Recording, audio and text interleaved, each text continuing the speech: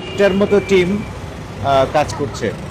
Mobile team, striking team, এরপরে হচ্ছে checkpost, 3টা স্থায়ী চেকপোস্ট আছে, 12টা স্পট চেকপোস্ট।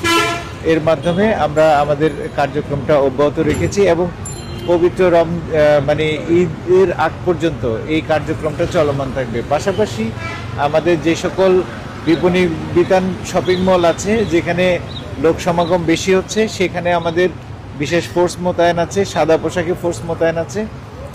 জনগণের জীবনযাত্রা নির্বিঘ্ন করতে, কেনাকাটা এবং চলাচল নির্বিঘ্ন করার জন্য আমরা সকল ধরনের প্রস্তুতি নিয়েছি। হাউজিং স্ট্রিটে যে ছিনতাইয়ের ঘটনাটা ঘটেছে, এটা অনাকাঙ্ক্ষিত। আসলে আমাদের এই নজরদারির মধ্যেও মাঝে মধ্যে এরকম দু একটি বিচ্ছিন্ন ঘটনা ঘটেছে, তবে আমাদের কার্যক্রম চলমান আছে। আমরা তাদেরকে আইডেন্টিফাই করেছি, আশা করছি যে কিছুদিনের মধ্যেই তাদেরকে আমরা ধরতে পারবো। এরা এই মুহূর্তে শহরের মধ্যে নেই, শহরের বাইরে বিভিন্ন জায়গায় আছে, বাট আমরা তাদের অবস্থান শনাক্ত করার চেষ্টা অব্যাহত রাখছি।